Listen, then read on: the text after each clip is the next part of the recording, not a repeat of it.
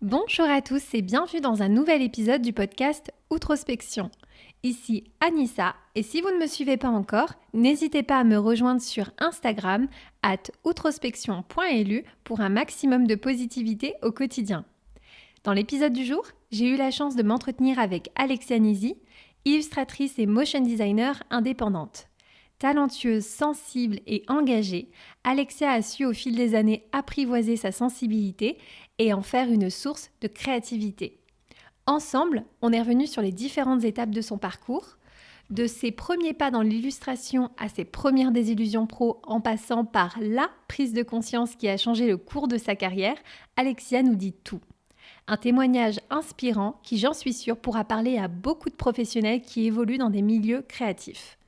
Aussi, j'en profite pour vous informer que cet épisode sera également disponible sur adada.elu. Pour ceux qui ne connaissent pas Adada, il s'agit d'un média luxembourgeois spécialisé dans la communication et le marketing. Donc n'hésitez pas à découvrir cet épisode et bien d'autres sur adada.elu. Bonjour et bienvenue sur Outrospection, le podcast qui te sort de ta tête et qui t'ouvre aux autres. Bonjour à tous et bonjour à mon invité du jour qui se trouve être une femme d'exception. J'ai pas peur des superlatifs parce que ça fait un moment que je voulais la voir dans le podcast et c'est une rencontre que je qualifierais pas comme les autres puisqu'elle s'est fait virtuellement et puis après on a conversé, tout ça. Donc je dis ton prénom, tu le dis, tu te présentes, on fait comment ? Eh bien, écoute, je vais m'en charger. Bonjour, je m'appelle Alexia. Comment tu vas, Alexia ? Eh bien, très bien, je te remercie. Et toi ? Ça va, très bien depuis que je sais que je suis en ta compagnie dans cet épisode. Comment te dire ? Est-ce que de ton côté, tu as l'habitude de ce format ? Est-ce que tu es une invitée de podcast en puissance ? Alors, absolument pas. Je suis parfois une invitée de visio en tant que professeur et professeur en live. Mais alors, le podcast, c'est vraiment la première fois. Donc, j'espère que je ferai de mon mieux. Je pense que ça devrait bien se passer, non ? Bah écoute, on va tout faire pour. Alors, Alexia, je disais invitée femme et personne d'exception dans la mesure où moi, tu m'as tout de suite, on va dire... interloqué, hooké, je sais pas quel verbe utiliser ici parce que en fait notre connexion s'est fait via Outrospection et c'est aussi une des raisons pour lesquelles je dis souvent que je regrette pas une seconde d'avoir fait ce podcast puisqu'il me permet presque quotidiennement d'échanger et de rencontrer et même virtuellement des personnes qui sont assez incroyables et que j'aurais peut-être pas rencontrées dans ma vie autrement. Toi Alexia, tu viens d'où ? Alors moi, je suis originaire de Moselle, donc c'est vraiment à l'est de la France, à la frontière du Luxembourg au départ. Et voilà, donc j'ai travaillé également au Luxembourg et aujourd'hui j'habite Lyon. Lyon, voilà. Donc assez marrant, on aurait pu se rencontrer à l'époque où tu vivais au Luxembourg, mais il a fallu que tu ailles vivre à Lyon pour que finalement la connexion se fasse. Tout à fait. Mais tu es bien à Lyon, hein, tu me disais. Je suis très heureuse à Lyon, absolument.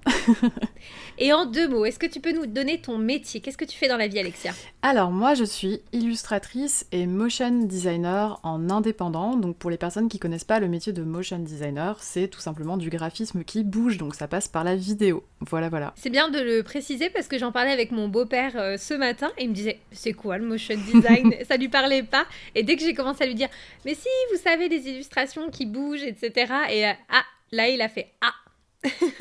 Ça lui a parlé, donc top. Et donc toi, tu viens évidemment de ce domaine créatif. On va rentrer un peu plus dans le vif du sujet. Vous l'avez entendu dans l'intro, parce qu'aujourd'hui, on avait un petit peu envie de parler, forcément des avantages et des inconvénients de faire un métier passion, qui plus est dans la création, qui plus est dans le design, tout ça. Mais avant de rentrer dans le vif du sujet, tu connais, Alexia, la tradition dans le podcast. On commence toujours pour le moment, jusqu'à preuve du contraire, par la question farfelue que je pose à l'invité, parce que j'ai envie que l'invité me conte sa vie comme si c'était un film. Et donc je demande systématiquement à mes invités si leur vie était un film, quel en serait le nom ? Quel serait le nom de ta vie ? Question épineuse, et je vais être obligée d'ajouter une petite description visuelle, parce que voilà, étant dans un métier créatif, donc moi je dirais sauvé par le savoir, mais avec des paillettes. Waouh, mais j'aime cette vie-là. Dis-moi en plus, Alexia. Sauvée par le savoir parce que je suis une personne qui, en fait, s'en sort dans toutes les situations en essayant d'apprendre des nouvelles choses. Donc, je vis tout un tas de problématiques, hein, comme tout le monde. Et moi, j'aime bien, justement, comprendre, décortiquer, et sur tous les domaines. Et je m'intéresse à beaucoup de choses, donc je vais lire des trucs. Je m'intéresse autant à des sujets qui sont hyper grand public, comme à des sujets très geeks. J'adore, par exemple, j'ai regardé des vidéos de naissance de fourmis, enfin des choses assez nerd. Voilà. Et puis pour les paillettes, vous me voyez pas, mais les paillettes, quoi. Est-ce que tu veux dire par là que tu as toujours besoin d'avoir ce petit plus quand même, ce petit côté un peu glow, strass, qui vient égayer le tout et qui vient saupoudrer cette vie de savoir par des choses aussi qui sont assez sympas, assez clinquantes? Ouais, c'est un peu ça. Puis c'est le côté aussi de pas se prendre au sérieux, de réussir à se réinventer différemment. Donc il y a vraiment ce côté aussi joyeux que voilà, que j'essaye d'arborer tous les jours, mais malgré les difficultés du quotidien, parce que clairement la vie est pas rose. Mais franchement, quand on rajoute des paillettes, moi ça suffit à me convaincre. Je trouve que c'est une solution très facile. Matin, midi et soir. Matin, midi et soir. C'est cool. Écoute, j'aime beaucoup le nom de ton film. Et tu sais quoi, je trouve que ça te correspond vraiment bien par rapport à la personne que tu es et la personne que nos auditeurs vont découvrir aujourd'hui parce que tu l'as dit, tu es quelqu'un de très curieux, qui t'intéresse à beaucoup de choses et qui a aussi une grande capacité d'analyse et de réflexion sur ce qu'elle est et sur ce qu'elle fait. Et c'est ça dont on va parler aujourd'hui parce que, on l'a dit un petit peu en intro, donc toi, tu es illustratrice, tu es motion designer. Tu as pris perpète dans cet univers très créatif depuis déjà de nombreuses années. Et en l'occurrence, tu es aussi consciente des limites et des problématiques qui peuvent entourer ces métiers-là et des difficultés que toi, tu as pu rencontrer au cours de ta carrière.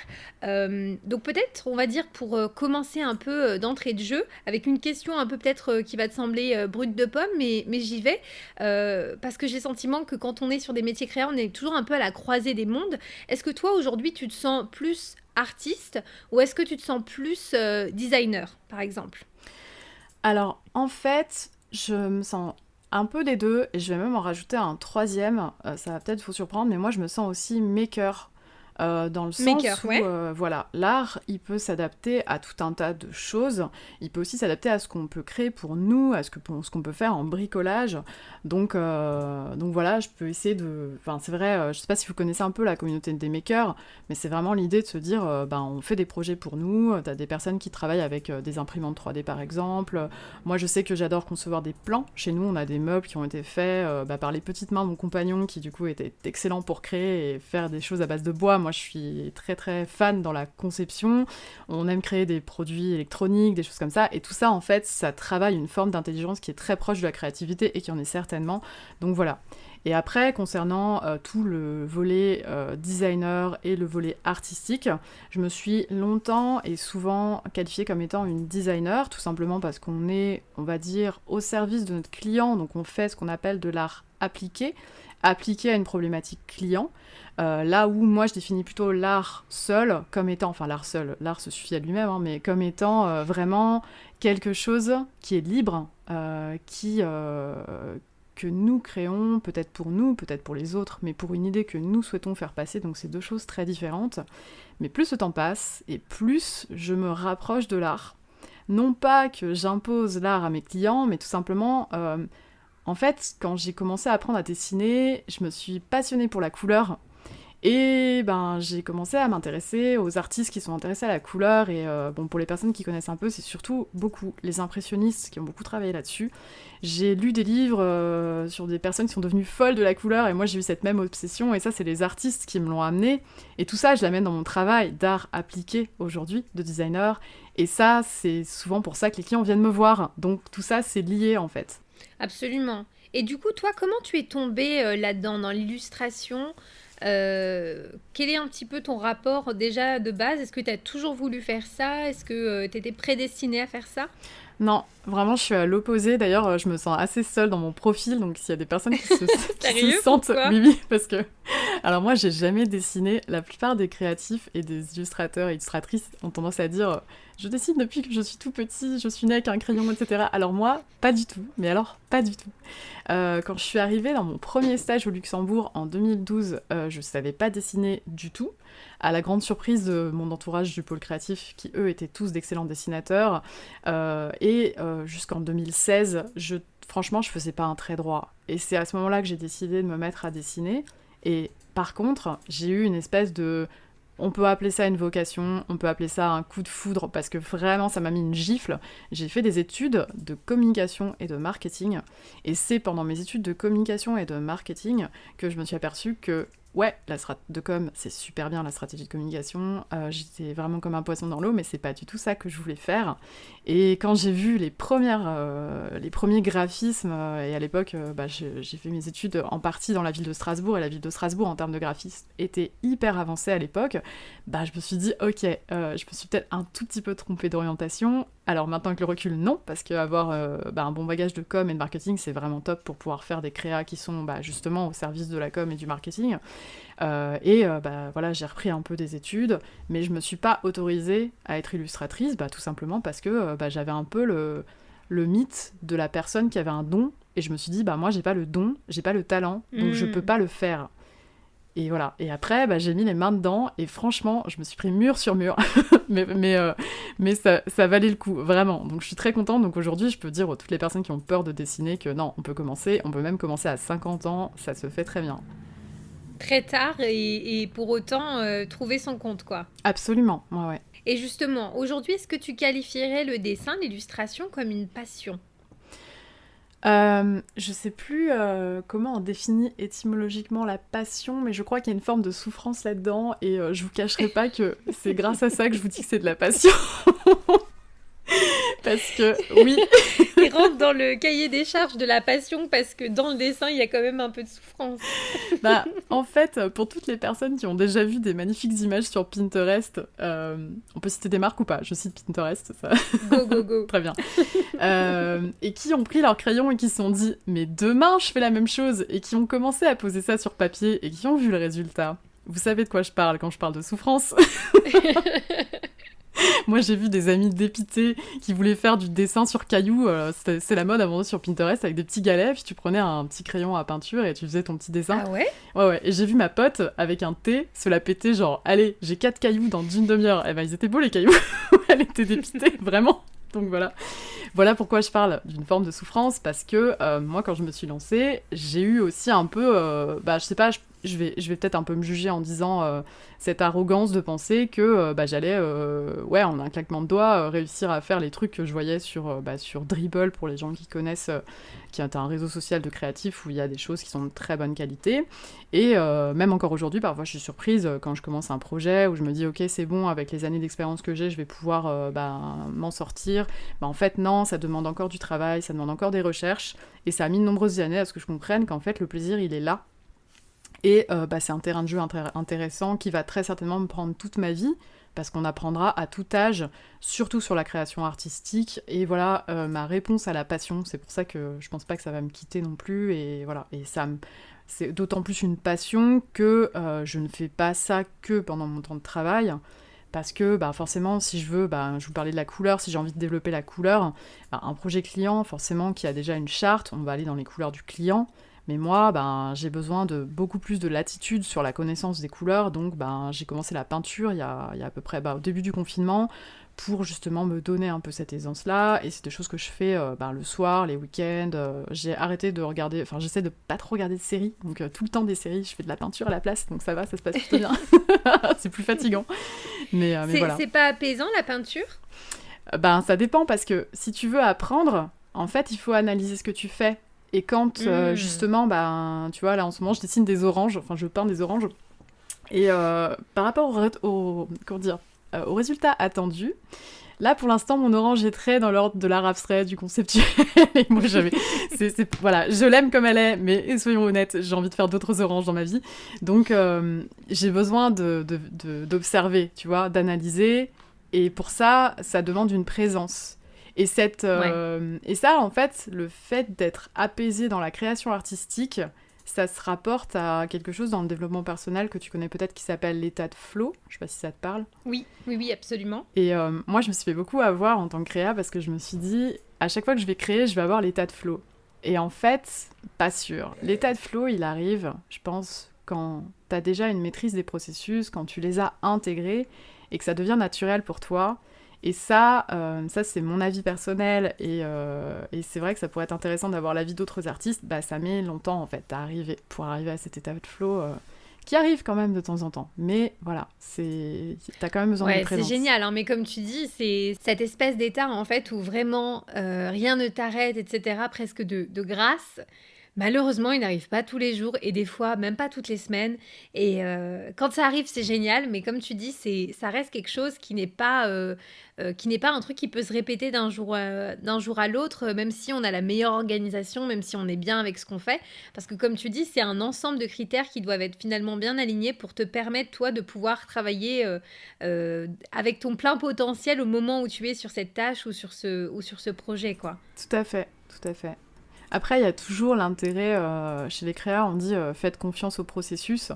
L'intérêt, c'est de découper en étapes. Et même si la première étape, on a l'impression que ça va rien donner, en fait, c'est toujours les traits de construction pour un dessin. Et ça, il faut faire confiance, il faut continuer. Et en ajoutant nos couches, on arrive à un résultat. Et avec le temps, moi, je fais de plus en plus confiance à ça. Je me dis la même chose quand je me maquille. Trust the process. Au début, ça ressemble à rien. On part d'une toile vierge, donc vraiment tous les possibles sont à prendre.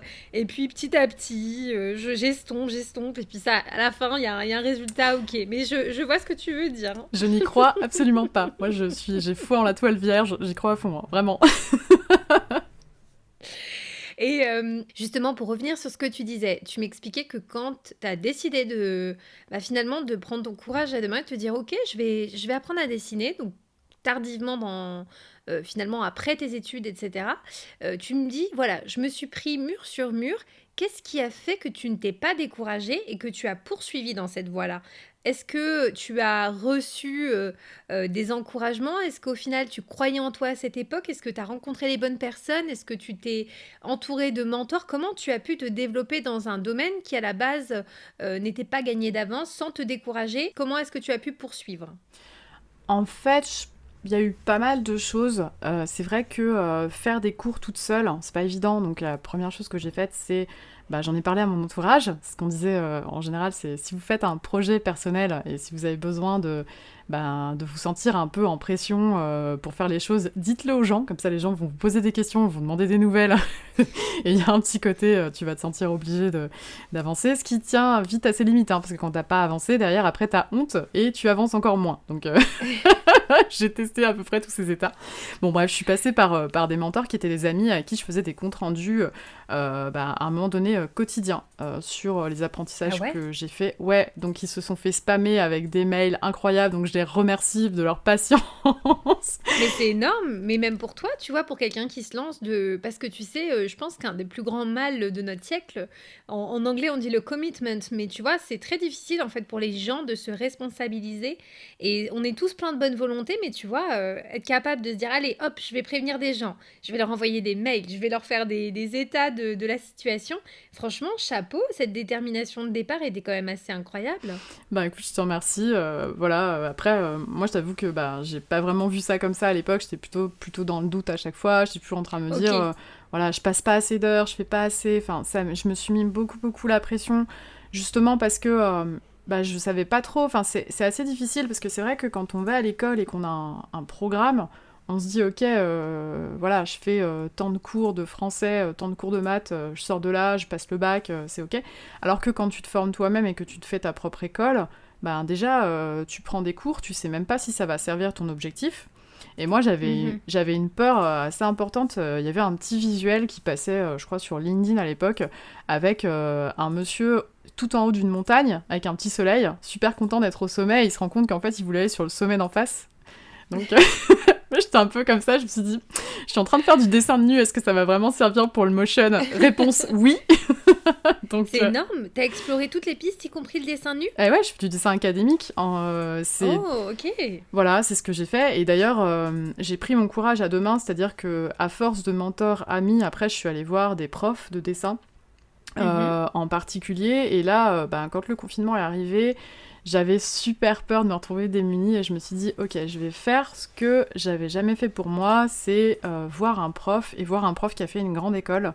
Et en fait, dans notre métier, une des écoles qui est extrêmement reconnue en animation, c'est l'école des Gobelins.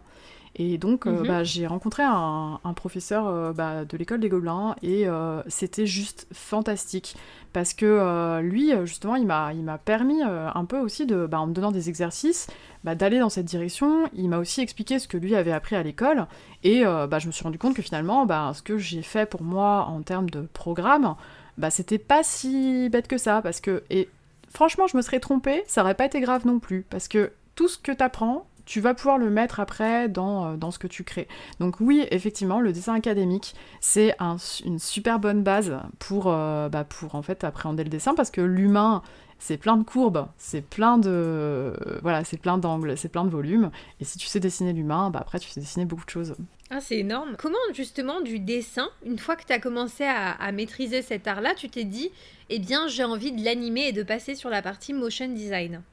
En fait, à la base, moi, je voulais faire du motion design depuis le départ. Il y avait juste un truc qui me posait un problème à moi personnellement, c'était qui dit motion design dit design, et c'était hyper important d'avoir un design qui soit vraiment cool dans le motion. Et après, en motion design, on peut faire différentes choses, on peut utiliser différentes techniques. Donc on peut utiliser le graphisme, c'est-à-dire vraiment des bases de mise en page, avec de la photo, avec de la typo, etc., pour faire des vidéos qui sont rythmées sur cette base-là. On peut partir sur la 3D, où du coup on va vraiment concevoir des univers en 3D qu'on va animer après, c'est aussi une forme de motion design. Et on peut aussi utiliser l'illustration. Et moi, je suis vraiment tombée là-dedans, je suis tombée dans tout ce qui est illustration de personnages, de situations, et je trouvais que ça se prêtait aussi très bien aux problématiques de communication, que ça ajoutait énormément d'émotions, et moi je suis vraiment une personne hyper émotionnelle, donc je suis hyper touchée par tout ce qui est mascotte, petits personnages, etc. Et je me disais, mais ça c'est génial, ça va fonctionner super bien avec le public, parce que finalement... moi, quand je dis jamais cible en motion, je dis toujours public, parce qu'il y a vraiment un côté spectacle, en fait, qui est là, et ça, c'est important aussi que le client s'en aperçoive. Et c'est pour ça que je me suis rendu compte très vite qu'en motion, j'avais besoin d'illustration. Donc j'ai tout commencé en même temps, en mode chaotique, c'était compliqué, mais il y a eu cette partie. Pourquoi faire les choses dans l'ordre? Impossible. Mais voilà, du coup j'ai fait de l'illustration et j'ai aussi fait de l'animation, et le but après c'était de pouvoir animer ce que je créais, quoi. Ok, très bien. Alors tout à l'heure tu en as parlé rapidement, tu sais, tu disais voilà, moi je suis quelqu'un, je sais que j'ai eu une certaine appétence pour les petits personnages parce que je suis quelqu'un d'assez émotionnel, tout ça. Justement, ça m'intéresse de savoir comment tu t'es construit en tant qu'illustratrice, dans un métier où on doit faire face aussi à la critique, où on travaille pour des clients, où on évolue dans des milieux qui sont souvent des milieux d'agence, où tout se mélange, à la fois la partie créa, mais aussi la partie chiffre, les contraintes, le temps, etc., la gestion. Est-ce que toi, de ton côté, ça a toujours été simple de trouver ta place dans ce monde, dans cet univers, ou est-ce qu'il y a eu un moment donné où tu as dû aussi travailler sur la personne que tu étais pour pouvoir vraiment être capable de délivrer des choses qui étaient en adéquation avec la demande? En fait, moi, j'ai tout simplifié. Au départ, c'était extrêmement compliqué parce que j'ai une personnalité atypique et des personnes qui me décrivent comme étant quelqu'un d'assez lunaire. Moi, je me décris un peu aussi comme anticonformiste et voilà. Donc, il y a des moments, ça crée vraiment des étincelles, et au début, je voulais vraiment rentrer dans le moule, ce qui fait que j'étais extrêmement caméléon, donc je rentrais dans le moule. J'étais une personne très différente de maintenant. Mais parfois, je craquais parce que ça correspondait pas à ce que je voulais, donc ça m'arrivait justement de dire non aux gens qui se disaient « mais zut, je ne comprends pas ce nom, je ne comprends pas cette personne, Alexia, qui es-tu ?» Voilà, et à un moment donné, j'ai fait un espèce de, on peut dire, coming out de bisounours, où là, j'ai fait « ok, les gars, je suis sensible, voilà, je vous le dis, et je suis hyper sensible, donc ça va embêter tout le monde, mais tant pis, Faisons comme ça. Waouh! Donc, mais Ouais. c'est trop bien, comment t'appelles ça? Un coming out de bisounours. Alors, Et c'est fou comment ça s'illustre un coming out de bisounours. Parce que j'aime beaucoup le terme et j'ai envie que tu puisses justement t'exprimer sur ce sujet. alors, par contre, je mets des gros guillemets sur le terme coming out parce que je le laisse très très grandement aux personnes concernées et on n'est pas du tout sur le même type de souffrance. Mais vraiment, ouais, il a quand même fallu verbaliser le fait que j'étais une hypersensible. Alors, comment ça s'est passé? J'ai perdu la moitié de mes amis. J'étais dans des milieux que moi je décris aujourd'hui comme milieu violent. Alors c'est quelque chose qui doit se définir. La violence, c'est pas forcément dans le fait de frapper quelqu'un. La Physique, violence, hein? voilà, dans la violence physique. Elle est multiple. La violence est Mm. multiple, tout à fait, et la violence verbale, les micro-agressions du quotidien, les moqueries, le fait de mettre des gens à part, le fait aussi de penser que les humains, en fait, ils n'ont pas des valeurs égales. Tout ça, ça a été très difficile pour moi, en fait, à porter. Je sais pas pourquoi, je suis née dans un monde comme ça, j'ai pensé pendant très longtemps que le monde n'était que comme ça, donc j'ai continué à m'entourer de personnes comme ça. Mhm. Et voilà, je suis arrivée à 30 ans, j'étais encore entourée d'une grande partie de personnes qui étaient dans ce système. Et franchement, je les en blâme pas parce que, voilà, on a grandi là-dedans. Moi, j'avais besoin de déconstruire ça et je vois aussi que d'autres personnes le déconstruisent au fur et à mesure et se sentent mieux et mieux dans leur basket. Et moi, c'est vraiment ce que je souhaite au monde, c'est de se sentir en paix, clairement. Clairement, Euh, ouais. Ouais, vraiment. Et en fait, ouais, quand j'ai annoncé... j'ai pas annoncé ça vraiment comme ça, c'est juste que j'ai commencé à être un petit peu en résistance. J'ai commencé à dire, ouais, moi je suis pas trop ok, qu'on se moque, je suis pas trop ok, qu'on parle du physique d'une femme en son absence, en sa présence, qu'on Mhm. résume ça, je suis pas trop ok, qu'on fasse des blagues pseudo-racistes en disant que c'est de l'humour. Et en fait, forcément, quand t'es pas ok avec ce genre de truc, tu renvoies aussi des choses chez les autres.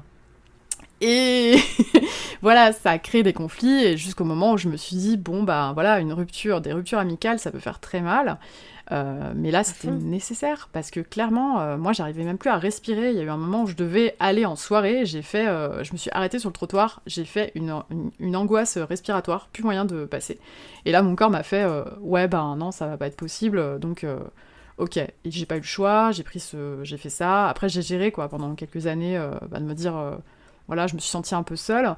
Et un jour, je suis rentrée dans un espace de coworking. J'ai vu énormément de gens dans un milieu totalement bisounours, totalement. Et que des gens qui m'ont dit, voilà, on a vécu tout un tas de trucs. Aujourd'hui, on est en résistance de ça et on fait une sorte de... Ouais, enfin, il y a un groupe de musique dont j'ai oublié le nom qui parle de terrorisme bienveillant, mais vraiment le côté où on dit non, non, non, ici c'est respect, quoi qu'il arrive, c'est respect. Et la bienveillance, c'est pas dire oui, se laisser marcher sur les pieds, au contraire, c'est se battre pour dire Bien sûr. voilà, vous passez le seuil de la porte, votre voisin il vous parle, vous lui répondez, vous respectez les personnes et on essaye d'enlever au maximum le jugement. Donc voilà, c'est un peu la direction que j'ai prise, et tout ça, je le mets dans mes illustrations. Et ça porte une forme d'authenticité, et aujourd'hui c'est beaucoup plus simple pour moi de porter tout ça parce que j'arrive avec ce gros bagage, mais clairement Mhm. quand il était en cours de construction, franchement je crois que j'ai failli laisser tomber je sais pas combien de fois quoi. Écoute, c'est assez incroyable ce que tu me dis et je trouve qu'il faut... en fait, ce que tu as fait, c'est pas finalement caractéristique d'une sensible ou, comme certains aiment bien dire, une fragile, tu vois. Pour moi, la force qu'il faut, tu sais, pour se rendre compte qu'on n'est pas en adéquation avec qui on est, avec ses valeurs dans des environnements de travail ou dans des entourages finalement amicaux, hein, qui peuvent, somme toute, finalement influencer une grosse part de notre vie et de comment on se sent et de comment on va finalement évoluer, même au niveau du travail, dans sa relation, dans son rapport aux autres. Je pense que il faut énormément de force, tu vois, pour sortir du cercle. Tu vois, de ce pauvre cercle où on essaye tous de faire partie, tu sais. On veut tous être dans le cercle. Moi aussi, je veux être là et tout. Et puis, tu sais, de dire à un moment donné, bah, je préfère prendre le risque d'être en dehors du cercle que de finalement me compromettre dans un environnement qui va me heurter. Et justement, je voulais te demander comment toi tu as su qui tu étais, parce que tu me disais très longtemps, tu t'es finalement contenté de ces environnements, de ces amitiés, de ces contextes professionnels.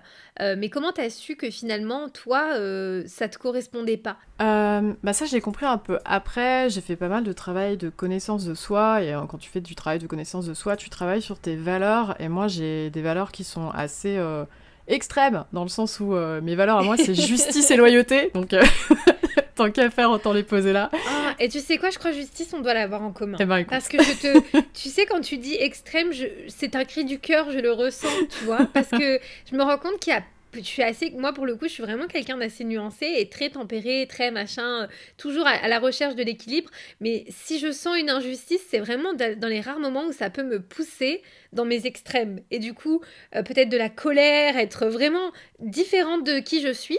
Et tu vois, c'est bien que tu dises que toi, tu l'as identifié comme une de tes valeurs parce que je pense que parfois, tu sais, on peut avoir tendance à nous reprocher d'être trop ceci ou trop cela, mais quand tu sais que ça fait intrinsèquement partie de toi, de qui tu es et de ce en quoi tu crois, eh bien, je pense que tu as toute la légitimité de vouloir défendre quelque chose qui t'est cher et qui finalement est au cœur de ton système, tu vois. Donc, justice et loyauté, je trouve que c'est deux belles valeurs quand même. Et c'est bien d'avoir mis le doigt dessus. Oui, ben, en général, bah, ça fait un gros appel. Et après, bah, j'en profite pour parler de quelque chose qui reste extrêmement tabou et je me sens un peu bah, responsable et porte-parole pour aider aussi les personnes à s'assumer là-dessus.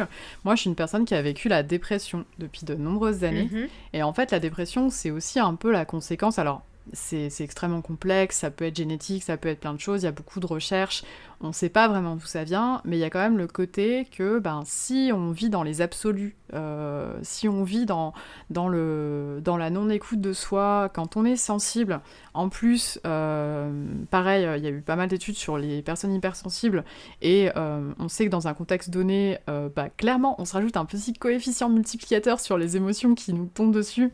Donc autant la joie que la peine, que tout un tas d'autres émotions, ça fait que en fait, on se prend un espèce de cocktail d'émotions extrêmement fortes, plus bah, un système qui n'est pas le nôtre, et en fait, moi, ça a quand même pas mal bah, provoqué des dépressions.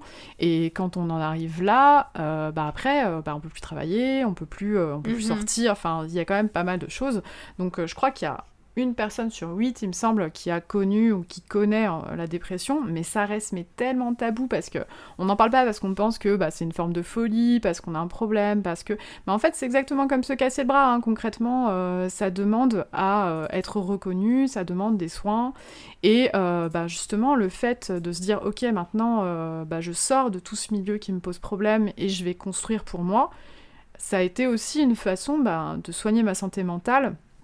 Et aujourd'hui, c'est quelque chose que moi, je fais au quotidien, le soin de la santé mentale, et je suis entourée de personnes bah, qui en parlent, en fait, et bah, on se soutient les uns les autres, les unes les autres, sur ces problématiques, et étrangement, maintenant, bah, c'est une problématique centrale, et c'est assez fou de voir que quand on parle, justement, bah, dans mon espace de coworking, il y a tout un tas de personnes, et un jour, j'en ai parlé, j'ai senti mais une gêne avec un silence à table qui a duré, et je me suis dit, voilà, ça y est, j'ai encore dit ce qu'il fallait pas, là, tout le monde va me fuir cet après-midi. Enfin, c'est le cas, hein, parfois, hein, les gens me fuient, mais bon, c'est pas grave, hein, c'est la vie. Et ben là, non, j'ai des personnes qui sont venues et qui m'ont dit « Ah, mais moi aussi, j'ai ce problème, je sais pas comment le résoudre, etc. » Et j'ai dit « Mais bienvenue !» Et d'ailleurs, il y a tout un milieu artistique très cool bah, qui fait plein d'illustrations de soins de santé mentale pour expliquer bah, que tout ça, c'est normal, en fait. Ouais, je trouve ça vraiment génial, tu vois, de mettre ça à contribution finalement de la prévention sur ce sujet qui est super importante et en fait ça montre à quel point on peut faire des ponts, tu vois, entre l'art qui est dans la création et finalement formaliser à travers l'illustration aussi, entre autres, des choses qui parfois sont plus difficiles à exprimer verbalement et avec lesquelles les gens ne sont pas toujours à l'aise. Donc je trouve que c'est vraiment un fabuleux moyen d'en parler aussi. Ouais, et puis d'une certaine façon, on casse un peu un système qui dépend beaucoup aussi bah, du milieu du travail, en essayant, bah, il y a toujours le côté faire des efforts, prendre sur soi, on a toujours ces expressions qui sont sur nous, alors que, en fait, ce qu'il y a de plus précieux, c'est l'intégrité, et en fait, ne pas s'écouter pendant un temps, bah, c'est très mauvais sur le long terme. Donc là, on va aussi à l'encontre de quelque chose... Bah, que moi je juge naturel, enfin je juge pas, c'est ce que je constate. Après j'étais ravie de voir que ça n'avait pas été le cas de tout le monde et qu'il y a des personnes qui ont vécu dans un milieu très sain, et franchement c'est très cool. Moi ça challenge mon optimisme, je suis très contente.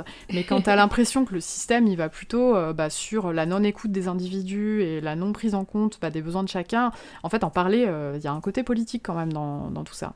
Mhm. Mhm, bien sûr. Et justement, aujourd'hui, la connaissance de soi, que tu as vraiment mis au cœur finalement de ta façon d'approcher qui tu es et comment tu vas te comporter face aux autres, face au milieu du travail, etc. Comment est-ce qu'elle t'aide à te placer dans ton rapport, par exemple, à tes clients? Oui, alors il y a deux choses. D'un côté, ça renforce mes rapports avec mes clients parce qu'aujourd'hui, il y a quand même une vague, on peut appeler ça d'authenticité qui se promène, où on s'est rendu compte que on parle de bullshit job, on parle de pas mal de choses qui n'ont pas de sens.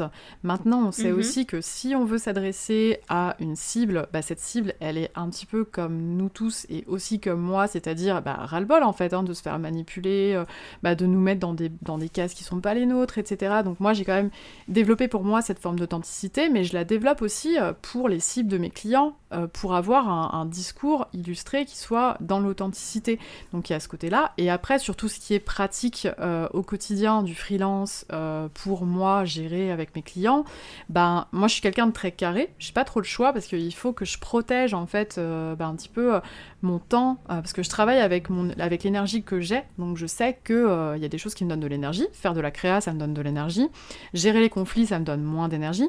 Donc moi, ce que je fais, c'est que j'ai tendance quand même à beaucoup organiser, à faire de la gestion de projet, voilà, il n'y a pas de secret, et de faire de la gestion de planning pour que en fait, on ait un lien de communication avec le client qui soit le plus clair possible, que la personne soit ok avec ce qu'on est en train de construire, qu'elle soit présente, qu'elle puisse être là sur les différentes étapes qui sont déjà prévues, qu'elle sache à quelle date son projet sera livré. Et moi, de mon côté, je peux m'organiser en fonction du temps que j'ai, de tout ce que je dois gérer. Donc en fait, c'est vraiment une histoire de gestion du temps, d'organisation, de communication, de transparence. Et j'ai aussi... alors, je dis, j'ai un 6e sens au pervers narcissique, c'est faux, même quand on pratique, en fait, il y a toujours plus fort que soi, donc faut pas l'oublier, mais c'est vrai qu'il m'arrive d'avoir des clients qui sont assez vampirisants en termes d'énergie. Franchement, je les prends pas. Pour même quand parfois je me dis là faut que je paye mon loyer, et la peur de payer mon loyer, elle est moins forte que me faire vampiriser par un client. Ce que ça va te coûter, en fait, d'être face à ce genre de personnage. Comment Absolument. est-ce que tu les détectes, justement? Est-ce qu'il y a des dénominateurs communs entre ces personnes-là? Alors, généralement, les gens qui veulent travailler avec toi, ça se passe dans la simplicité. Dès que ça commence à être compliqué, c'est que moi déjà, alors je suis quelqu'un, je laisse beaucoup de latitude, comme je disais, je suis vraiment pas sur le jugement, moi chacun sa personnalité, je me dis chacun a ses propres besoins, donc je vais pas forcément juger une personne pervers narcissique ou quoi, mais j'ai quand même tendance à partir sur la simplicité, donc quand on fait un rendez-vous, qu'on échange, qu'on voit que ça se passe bien, derrière je fais un devis, après en termes de budget ça fonctionne et on part ensemble, ou ça fonctionne pas et on trouve soit des solutions, soit on arrête là, mais il n'y a pas de souci. Par contre, j'ai vécu des situations où j'ai des clients qui m'ont ajouté sur Facebook, qui m'ont envoyé des SMS à 22h, qui ont essayé de m'appeler, et quand je leur ai dit, écoutez, en fait moi j'ai un emploi du temps, j'ai des choses à faire, donc je pourrais pas être dispo là maintenant tout de suite, m'insulte. C'est arrivé la semaine dernière. Voilà, donc là c'était assez facile à voir, mais parfois il y a vraiment des personnes qui en fait essayent de louvoyer un peu, qui parlent pas trop de tarifs, qui se disent ouais viens on commence le projet, on signera les projets plus tard, des etc.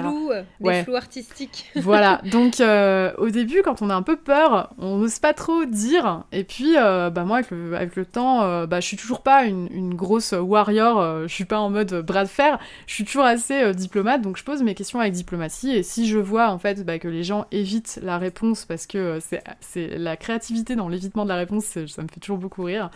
D'ailleurs, j'ai un questionnaire, c'est assez drôle, j'ai un questionnaire avec mes prospects pour savoir si je peux travailler avec eux. En fait, quand ils prennent rendez-vous avec moi, j'ai un petit questionnaire, et dans le questionnaire, je leur mets est-ce que vous avez une fourchette budgétaire Parce que c'est hyper important quand même de pouvoir savoir que nos Bien clients sûr. ont le budget avant de partir pour 40 minutes de réunion, autant qu'on gagne du temps, tout le monde, quoi. Si quelqu'un a 50 € de budget sur un projet qui coûte 3 000 €, forcément, là, pas besoin de passer 40 minutes pour le savoir. Et donc, j'ai mis en place un petit questionnaire en mettant, s'il vous plaît, mettez votre fourchette budgétaire avec une obligation de répondre à la question. Et j'ai quand même une prospect qui m'a répondu « Tu verras bien, smiley !» Voilà, donc ça pour dire Surprise. que... Voilà. Donc la créativité dans l'évitement se fait sans fin. Et bon, ça m'a fait quand même beaucoup rire. Bien que après derrière, tu galères à essayer de savoir et puis ça devient compliqué. Voilà.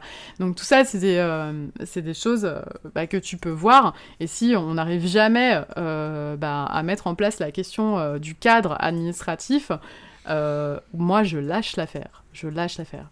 Ça, c'est important que tu le dises. Ça m'intéresse beaucoup parce que tu vois, parmi les personnes qui me suivent, j'ai pas mal d'indépendants qui sont sur des métiers créa, donc pas simplement l'illustration, mais aussi la photo, dans plein de domaines en fait où finalement il y a une part de passion, tu vois, des personnes qui se lancent et qui finalement travaillent, mais où c'est difficile. Et moi, j'en ai rencontré pas mal hein, en bossant en agence, des personnes et des créatifs qui ont du mal à aborder le sujet de l'argent, de parler de temps, de remettre à leur place les clients. Simplement de donner ce cadre-là parce que il y a toujours un peu peut-être une appréhension de ces sujets-là. Et donc, je pense que c'est bien aussi que de ton côté que tu le rappelles parce que on a tendance en tant que créatif, je pense, à culpabiliser peut-être un petit peu et finalement à s'en vouloir à la fin parce que peut-être qu'on n'a pas dit les choses comme il fallait et à penser que le problème vient de soi, quoi. Ouais, mais en fait, c'est des choses qui se cassent aussi, qui se déconstruisent, plutôt qui se cassent, qui se déconstruisent quand on s'intéresse à l'entrepreneuriat.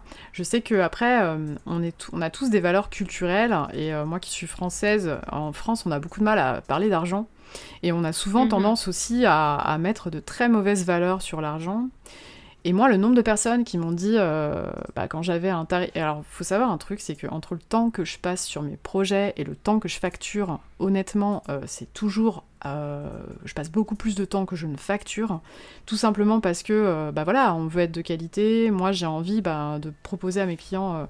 Mais j'ai conscience de ça, donc déjà, quand je leur fais des prix, je me sens pas du tout une arnaqueuse, vraiment pas. Ouais. Mais en fait, un client qui est pas au courant des tarifs du métier peut revenir en me disant mais c'est pas vrai quoi, tu m'arnaques, c'est super cher.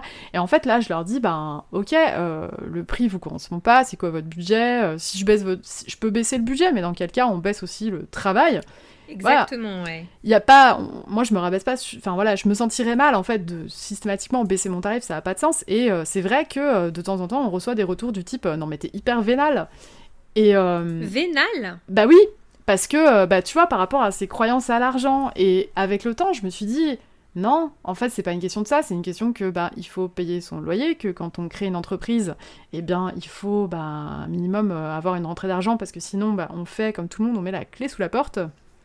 Et surtout, en plus, faut pas oublier qu'on a une énergie qui est assez limitée. Et si on se retrouve dans un projet où en fait on passe notre temps à discuter, de tel point, je voudrais pas ça pour que ce soit moins cher, ou je voudrais ça en plus gratuitement. Enfin, on passe notre temps à discuter, et quand on se retrouve à faire 50% de temps de discussion, 50% de projet, c'est que là il y a un souci, et clairement il y a plus de rentabilité, ni pour nous, il y a du temps perdu pour le client, et en plus, malheureusement, ces rapports-là sont assez rarement positifs à la fin, donc moi je sais que j'apporte quand même de l'importance à ce que mes clients soient contents de ma prestation, et quand je sens un rapport comme ça, j'ai aussi un peu peur de me dire mais est-ce que je peux vraiment pouvoir contenter ce client ? Est-ce que en sortant, ce client va pas dire en fait Alexia elle travaille n'importe comment, c'était n'importe quoi, en plus c'est trop cher.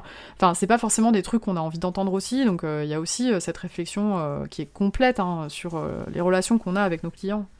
Alors, peut-être pour clore cette interview, Alexia, je voulais te demander justement, toi, de ton expérience après ces dizaines d'années dans le domaine et puis aujourd'hui avec la carrière que tu as, à ton compte, etc. Est-ce que tu aurais des conseils à donner justement aux plus jeunes créas qui se lancent, peu importe, on va dire la discipline. Après, si tu veux faire une aparté spéciale illustration, motion design, n'hésite pas. Mais voilà, peut-être des conseils pour éviter certains pièges dans lesquels toi, Hmm, tu es peut-être tombé. Eh bien, la première chose que je dirais, c'est suivez vos goûts, développez votre sens du goût. Ça, c'est hyper important. Alors, c'est pas tout à fait pour se protéger, mais si, d'une certaine façon, créez pour vous.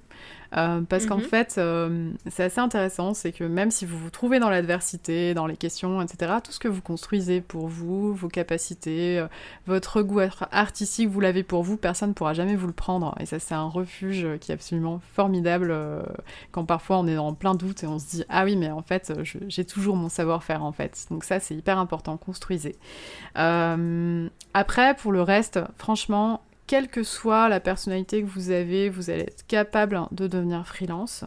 Posez-vous la question si c'est votre truc, si c'est ce que vous avez envie de faire, mais en fait, je sais que, voilà, moi je suis entourée de personnes qui sont très différentes, certaines sont pas très structurées, elles me disent, ouais, moi je suis pas structurée, je peux pas être freelance, bah tu vas apprendre à gérer avec ce que t'as. Donc il n'y a pas de défaut vraiment, voilà, sauf le fait de ne pas vouloir, hein, parce que le consentement c'est quand même un peu la base sur le fait de devenir freelance. Voilà. Après, je sais qu'on a de nombreuses questions, nombreuses discussions sur le travail gratuit, donc moi je vais pas en remettre une couche sur le fait de travailler gratuitement. En fait, je vais simplement vous dire un truc que j'ai appris sur la négociation qui est très très intéressant, c'est que si quelqu'un vous demande quelque chose, demandez systématiquement quelque chose en retour. Et dans le cadre où vous vous posez des questions sur votre portfolio, parce que je sais que pour moi, ça a toujours été compliqué, je me suis toujours sentie pas très légitime en me disant mon portfolio n'est pas assez fourni, surtout au début. Est-ce que je vais pouvoir vendre? Est-ce qu'il va falloir que je baisse mes prix, etc. Et à ce moment-là arrive la bonne idée, ou la fausse bonne idée, de personnes qui disent travaille moins cher, travaille gratuitement, comme ça t'auras des projets. En vrai, ce qui se passe, c'est que moi, mes erreurs, ça a été de travailler gratuitement pour des clients qui n'ont eu absolument aucune idée de la valeur de mon travail et qui ont Mhm. pris la main totalement sur le design. Donc, j'avais fini par travailler gratuitement pour des projets qui étaient juste totalement à l'encontre de mes valeurs et qui n'avaient rien à faire dans mon portfolio et qui n'y sont jamais allés, tout simplement. Donc, si un jour vous décidez de travailler moins cher, faites-le pour une association. Et si cette association vous demande de baisser les prix, dites-leur ok, mais dans quel cas, c'est moi qui décide de tout ce qui se passera artistiquement. Voilà. Parce que si votre objectif c'est de mettre vos projets dans des portfolios, celui-ci, il faut absolument le suivre. C'est vraiment le plus important. C'est pas toujours facile de s'affirmer, on l'apprend avec le temps. Mais si vous pouvez faire ce raccourci-là, et ben voilà, c'est tout ce que je vous souhaite. Super. Bah écoute, c'est des super conseils et c'est bien que tu partages. Enfin, en tout cas, j'apprécie énormément cette authenticité dans le partage et on sent la vérité, l'expérience derrière. Et puis aussi, faites comme Alexia aussi, prenez le temps de vous écouter et comment dire, ne réfrénez pas qui vous êtes vraiment au fond de vous. Parce que ça aussi, ça peut être un vrai problème dans finalement le développement et l'exploitation de vos compétences et de vos capacités. Et moi, je suis heureuse pour toi, Alexia, que tu, à un moment donné, tu as accepté de te faire confiance et de te dire, bah ok, j'ai peut-être pas fait du dessin quand j'étais jeune, mais je vais y aller à fond, je vais accepter la critique, les retours. Et même chose, ces gens-là, en fait, je les aime pas. Donc je vais m'en alléger, je vais arrêter de fréquenter cet environnement-là, je vais changer d'environnement et je vais être là, je vais aller m'écouter et même si ça veut dire être seule, mais je vais poursuivre vraiment ma quête de moi et qui je suis vraiment. Donc bravo pour ça, écoute, je vais finir en disant aussi que... tu es aussi une créative qui fait un travail fantastique avec un univers qui est riche, haut en couleurs. Tu disais justement que parfois on te décrivait de quelqu'un comme quelqu'un de lunaire. Eh bien écoute, tant mieux pour ton art, tant mieux pour ce que tu produis parce que ça s'en ressent dans tes créations. Et en plus, ce que j'aime chez toi, c'est que tu les mets vraiment au service de messages et de choses qui vont voilà, dans le sens finalement de cette profession parce que voilà, à la fois la complexité entre la création illustrative et puis le fait de mettre tout en mouvement, hein. Faut pas oublier quand même que c'est vraiment lourd. Donc, est-ce que tu peux nous balancer tes liens vers voilà, plutôt les réseaux où on peut te contacter, voir ton travail, peut-être à la rigueur, comme ça les personnes pourront se faire une idée. En tout cas, tout ce que tu veux, c'est ton moment pub. Ok, ben vous pouvez me retrouver sur mon portfolio, donc qui est mademoiselleni.com, donc ni N-I comme mon nom de famille qui est Nizi. Et sinon sur LinkedIn, Alexia Nizi, j'ai un petit peu fui Instagram comme de nombreux artistes, alors on a plutôt tendance à converser entre personnes du métier sur LinkedIn, donc voilà, n'hésitez pas. Merci encore à toi d'être venu aujourd'hui sur Outrospection, c'était Merci un pour ton plaisir accueil. d'échanger avec toi. J'aurais pu encore continuer, hein. On a parlé déjà un bon petit moment, mais j'espère en tout cas que vous pourrez retirer un maximum de valeur de cet échange. On se retrouve très vite dans un nouvel épisode, et puis d'ici là, prenez bien soin de vous. Hey, si vous êtes encore là, merci beaucoup pour votre écoute, j'apprécie énormément. Si vous avez aimé cet épisode, n'hésitez pas à le partager autour de vous pour donner plus de visibilité au podcast. Si vous souhaitez me contacter, vous pouvez m'écrire sur Instagram ou sur LinkedIn, ou mieux encore, vous pouvez vous abonner à ma newsletter sur le site outrospection.lu pour recevoir votre dose mensuelle d'inspiration, de motivation et connaître les derniers épisodes. Merci et à bientôt!